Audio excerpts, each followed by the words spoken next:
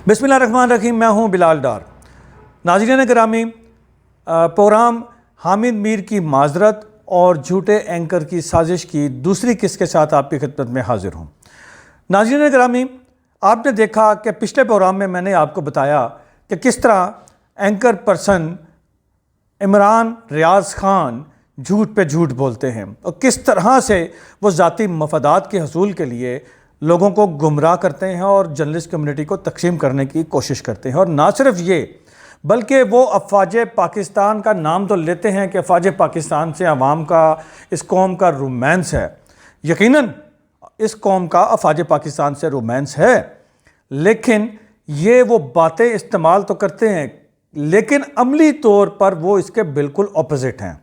आइए आज मैं आपको एंकर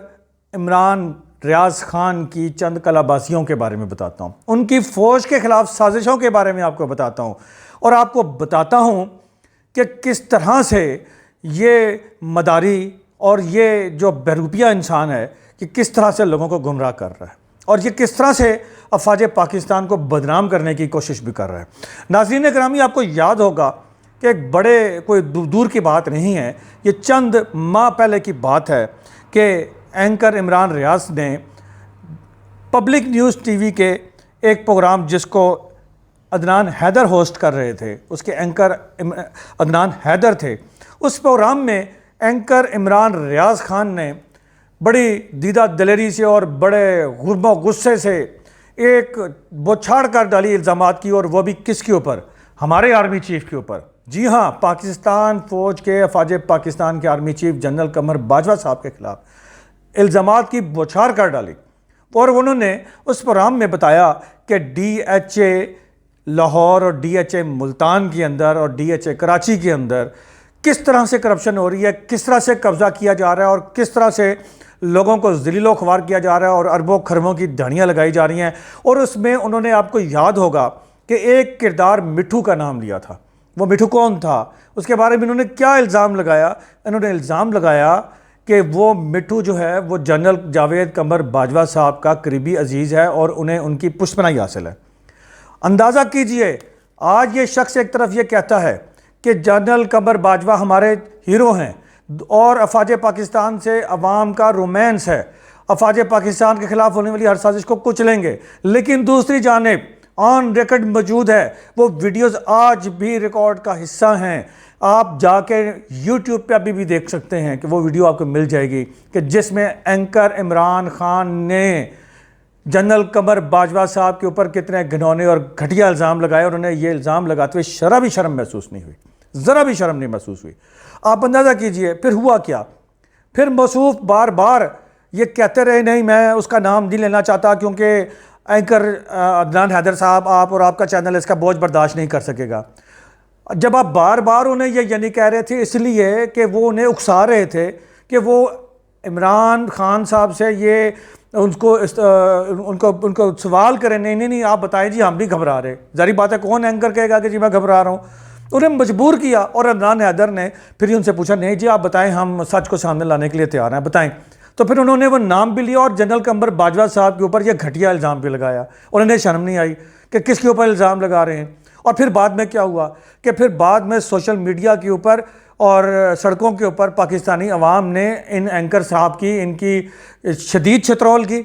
इनकी इतनी छतरौल की कि इन्हें फिर शर्मिंदगी महसूस हुई और ये प्रेशर भी आए और ये पता नहीं किस बैरूनी एजेंडे के ऊपर ये बात कर रहे थे, किसके कहने पे कर रहे थे। फिर इन्होंने एक कलाबाजी खाई और ना सिर्फ कौम से माजरत माफ़ी मांगी, जनरल बाजवा साहब से भी माफ़ी मांगी, बल्कि साथ में ये भी और उल्टा इल्ज़ाम उस एंकर पर्सन पर धर दिया कि जनाब मैंने तो वो ये नाम नहीं लेना था, लेकिन चूंकि एंकर पर्सन मुझे बार बार प्रेशराइज़ कर रहे थे कि नहीं जी आप नाम लें, आप नाम बताएं, तो मैंने नाम बताया। अब भाई अगर वो आपने ये किस्सा छेड़ा क्यों आपके पास? और आपने कहा कि मेरे पास तहकीकात नहीं थी, सबूत नहीं थे। अगर आपके पास तहकीकात नहीं थी, सबूत नहीं थे, तो फिर किसके कहने पे आपने ये घटिया तरीन इल्ज़ाम पाकिस्तान की फ़ौज के ऊपर लगाया और पाकिस्तान की फ़ौज के हीरो, पाकिस्तान फ़ौज के सरबराह जनरल कमर बाजवा साहब के खिलाफ आप किस तरह से ये बात कर सकते थे? फिर आपने माफ़ी मांगी। यही बात ख़त्म नहीं होती इनकी कलाबाजियों की, इनकी कलाबाजियों का सिलसिला जारी रहता है और ये मुसलसल कलाबाजियाँ खाते रहते हैं। मैं आपको इस ज़बान में एक चीज़ बताता हूँ कि उन्होंने मौलाना फजल रहमान और जो मजहबी स्कॉलर्स हैं और मजहबी जमातों جماعتوں کے رہنما ہیں اور مذہبی اسکالر ہیں پاکستان میں، ان پر بھی یہ الزام عائد کر دیا کہ جناب جب سے یہ اسرائیل کے ساتھ تعلقات استوار کرنے کی انٹرنیشنل مہم چلی ہے اور اس مہم کے نتیجے میں اب پاکستان کے مذہبی اسکالر اور مذہبی جماعتوں کے سربراہان، جن میں مولانا فضل الرحمان کا نام بھی شامل تھا، یہ اب اسرائیل کے خلاف بات نہیں کرتے۔ انہوں نے کہا، یہ اینکر عمران پرسن صاحب نے یہاں تک کہہ دیا کہ مولانا فضل الرحمان صاحب عمران خان پر تو یہ مسلسل الزام لگاتے ہیں کہ ان کی سابقہ اہلیہ جمائمہ یہودی ہیں اور وہ یہودی لابی کا ایک بہت بڑا حصہ ہیں، اس لیے عمران خان کو تو وہ اس معاملے میں مورد الزام ٹھہراتے ہیں، لیکن مولانا فضل الرحمان اسرائیل کے خلاف بات کرنے سے انکاری ہیں، جس کی مولانا فضل الرحمان نے پھر ٹی وی پہ آ کے، سوشل میڈیا پہ آ کے شدید اس کی تردید کی اور اسرائیل کے خلاف بات بھی کی۔ ناظرین گرامی، پھر یہی چترول ہوتی ہے، پھر سوشل میڈیا پہ ان سے پھر معافی مانگنے کی پرزور مطالبہ کیا جاتا ہے اور عوام چترول کرتے ہیں، پھر یہ معذرت کر لیتے ہیں، پھر بات یہی نہیں ختم ہوتی۔ آپ کو پتہ ہے کہ آپ نے دیکھا کہ اینکر عمران ریاض صاحب اپنے چینل پہ اور ٹاک شو پہ اور یوٹیوب کے اوپر آپ کو آئین قانون پر عمل درآمد اور مثبت باتیں کرتے ہوئے دکھائیں گے اور بڑے بڑے دعوے کرتے ہوئے دکھائیں گے، لیکن یہ خود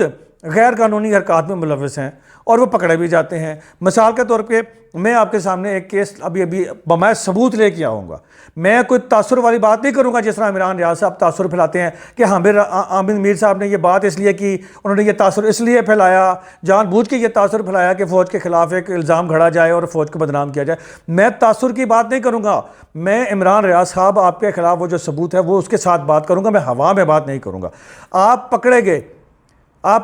گئے چکوال میں غیر قانونی طور پر کالے اور گرے تیتر کا شکار کرتے ہوئے، اور اس کا ثبوت موجود ہے، میں وہ ثبوت بھی ابھی آپ کے سامنے لے کے آ رہا ہوں۔ ناظرین، آپ کو معلوم ہے نا کہ کالے تیتر کا شکار ممنوع ہے، اس کا شکار نہیں کیا جا سکتا، اور جو تیتر کا یا برڈز کا شکار ہوتا بھی ہے وہ مخصوص ٹائم پیریڈ میں ہوتا ہے اور اس کی وائلڈ لائف سے پرمیشن لینی پڑتی ہے، اس کا لائسنس ہونا چاہیے، اور آپ ایک مخصوص کوانٹٹی سے زیادہ تعداد میں پرندوں کا شکار بھی نہیں کر سکتے۔ تو انہوں نے کس طرح شکار کیا، آئیے ذرا میں آپ کو وہ ثبوتوں کے ساتھ ساری وہ خبر بھی دکھاتا ہوں، ان کی تصاویر بھی دکھاتا ہوں اور وہ شکار بھی دکھاتا ہوں، اور ڈی سی چکوال کی میں آپ کو ٹویٹر کی وہ سٹیٹمنٹ بھی دکھاتا ہوں۔ آئیے ذرا دیکھیے اس کو۔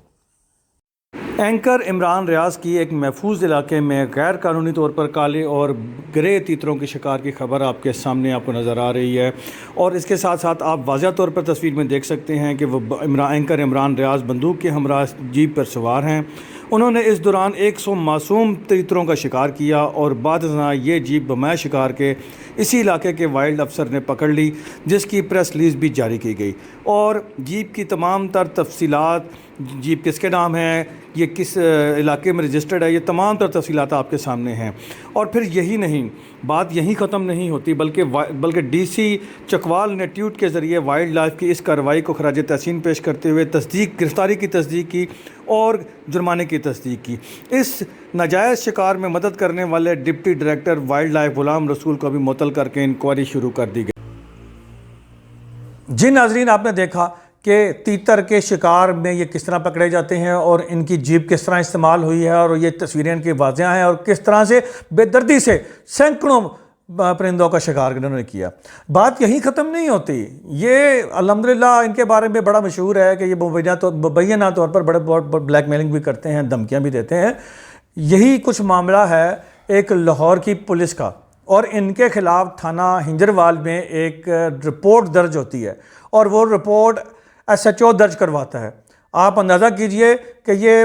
اس رپورٹ میں یہ کلیم کیا گیا کہ یہ پولیس کو دھمکیاں دیتے ہیں اور ان کو بلیک میل کرنے کی کوشش کرتے ہیں، یعنی پولیس جیسے لوگوں کو بھی یہ بلیک میل کرتے ہیں۔ آئیے ذرا ثبوت کے ساتھ وہ FIR بھی آپ کو دکھاتا ہوں، اور اس کے اوپر آپ خود اندازہ کیجئے کہ کس طرح کی کارروائیوں میں، کس طرح کی سرگرمیوں میں ملوث ہیں۔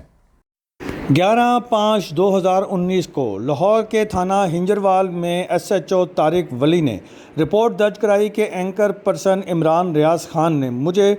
میرے سرکاری موبائل فون پر کال کر ان افراد جن کے خلاف تھانے میں درخواست درج تھی اور وہ زیر حراست تھے انہیں چھوڑنے کے لیے دھمکیاں دیں۔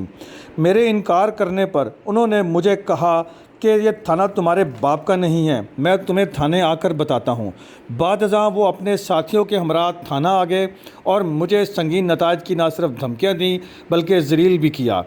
اور اس کی رپورٹ درج کر لی گئی جو آپ کے ساتھ۔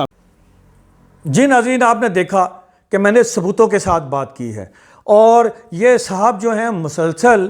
جرنلسٹ کمیونٹی کو بھی تقسیم کرتے ہیں، افواج پاکستان کو بھی نشانہ بناتے ہیں، اور پھر عوامی چترول ہوتی ہے تو پھر معافیا مانگنے لگ پڑتے ہیں، اور پھر یہ جرنلسٹ کمیونٹی کو تقسیم کروا کے لڑوانے کی بھی کوشش کرتے ہیں، یہ عوام کو گمراہ کرنے کی بھی کوشش کرتے ہیں۔ تو عوام سے میری ایک التجا ہے، پلیز خدارہ ایسے صحافیوں، ایسے اینکر پرسنز جو کہ صحافت کے لبادے میں اصل میں کالی بھیڑیں ہیں، بلیک میلرز ہیں، ان کی باتوں کو جو لیکچر وہ بھاشن دے رہے ہوتے ہیں ان پہ آپ اعتماد نہ کر لیا کریں، بلکہ ان کی تحقیق کیا کریں کہ ان کے قول و فعل میں تضاد تو نہیں ہے، کہیں یہ کچھ کہہ رہے ہوتے ہیں پھر کہیں کچھ کہہ رہے ہوتے ہیں، تو ان کی باتوں کو آپ نوٹ کیجئے۔ آخر میں آپ کو یہ بھی بتاتا چلوں عمران ریاض صاحب کہ آپ کی تو بیسیوں ایسی کہانیاں ہیں اور چیزیں ہیں جو اگلی قسطوں میں بھی انشاءاللہ سامنے لے کے آئیں گے، لیکن آپ کو یہ بتاتا چلوں کہ حامد میر کو اگر پورے پاکستان کا صحافی سپورٹ کرتا ہے تو وہ صرف اس لیے کرتا ہے کہ جیسے پچھلے پروگرام میں آپ کو بتایا تھا کہ حامد میر صحافیوں کے ہونے والے ان کے اوپر ہونے والے ظلم و تشدد کے خلاف ہر مظاہرے میں سڑکوں پہ آ کے کھڑے ہوتے ہیں۔ اور یہ بھی بتا دوں کہ حامد میر کی ایک اور آپ کو آج میں اعلان میں آپ کو بتا دوں، حامد میر نے یہ آپ بات کبھی کسی کو نہیں بتائی ہوگی، لیکن مجھے بتانے میں یہ پابندی نہیں ہے، میں آپ کو آج انکشاف کرتا ہوں کہ حامد میر نے میڈیا ٹاؤن راولپنڈی میں جو ان کو ایک پلاٹ الاٹ ہوا گورنمنٹ آف پنجاب کی طرف سے، جو کہ 1200-1300 صحافیوں کو الاٹ ہوا تھا، 1400 صحافیوں کو، ان میں حامد میر صاحب کو بھی ایک پلاٹ الاٹ ہوا تھا۔ حامد میر صاحب نے وہ اپنا 2 کروڑ روپے کا پلاٹ، اس پہ گھر نہیں بنایا، اس پہ کوئی پلازا نہیں بنایا، اس کو گھر بنا کے اس کی ویڈیوز بڑی بڑی بنوا کے سوشل میڈیا پر تشہیر نہیں کی کہ حامد میر کتنے بڑے گھر میں کیسے گھر میں رہتا ہے، اسے چھچورا پن نہیں کیا، بلکہ حامد میر نے اپنا وہ 2-2.5 کروڑ روپے کا پلاٹ نیشنل پریس کلب اسلام آباد کے انڈونمنٹ فنڈ میں دے دیا، جس میں